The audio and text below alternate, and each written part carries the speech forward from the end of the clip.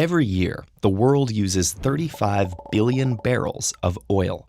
This massive scale of fossil fuel dependence pollutes the Earth, and it won't last forever. Scientists estimate that we've consumed about 40% of the world's oil. According to present estimates, at this rate, we'll run out of oil and gas in 50 years or so, and in about a century for coal. On the flip side, we have abundant sun, water, and wind. These are renewable energy sources, meaning that we won't use them up over time. What if we could exchange our fossil fuel dependence for an existence based solely on renewables? We've pondered that question for decades, and yet renewable energy still only provides about 13% of our needs. That's because reaching 100% requires renewable energy that's inexpensive and accessible. This represents a huge challenge, even if we ignore the politics involved and focus on the science and engineering.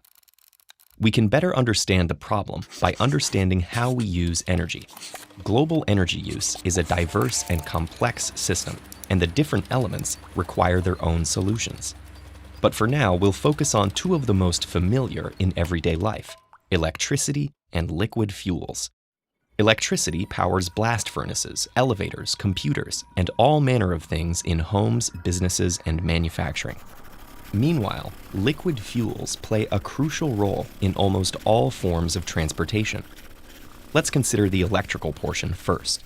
The great news is that our technology is already advanced enough to capture all that energy from renewables, and there's an ample supply. The sun continuously radiates about 173 quadrillion watts of solar energy at the Earth, which is almost 10,000 times our present needs. It's been estimated that a surface that spans several 100,000 kilometers would be needed to power humanity at our present usage levels. So why don't we build that? Because there are other hurdles in the way, like efficiency and energy transportation.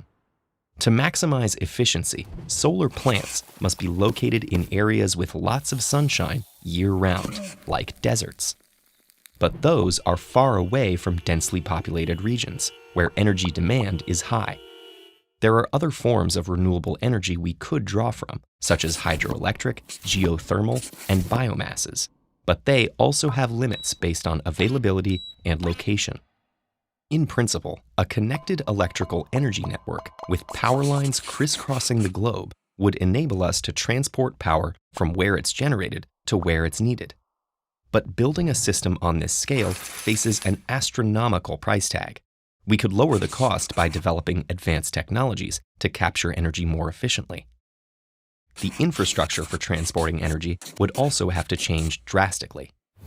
Present-day power lines lose about 6 to 8% of the energy they carry because wire material dissipates energy through resistance. Longer power lines would mean more energy loss. Superconductors could be one solution. Such materials can transport electricity without dissipation.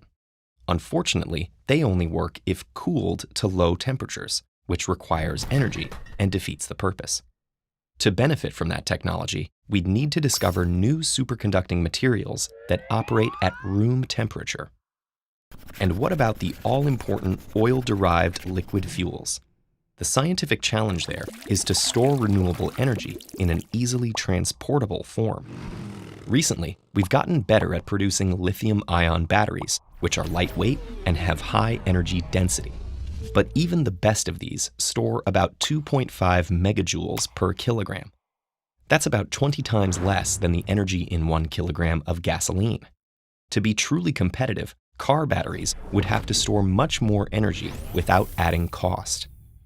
The challenges only increase for bigger vessels like ships and planes. To power a cross-Atlantic flight for a jet, we'd need a battery weighing about 1,000 tons. This too demands a technological leap towards new materials, higher energy density, and better storage. One promising solution would be to find efficient ways to convert solar into chemical energy. This is already happening in labs, but the efficiency is still too low to allow it to reach the market. To find novel solutions, we'll need lots of creativity, innovation, and powerful incentives. The transition towards all renewable energies is a complex problem involving technology, economics, and politics. Priorities on how to tackle this challenge depend on the specific assumptions we have to make when trying to solve such a multifaceted problem. But there's ample reason to be optimistic that we'll get there. Top scientific minds around the world are working on these problems and making breakthroughs all the time. And many governments and businesses are investing in technologies that harness the energy all around us. TED-Ed is a nonprofit. If you value our work, please consider supporting it on patreon.com/TEDEd.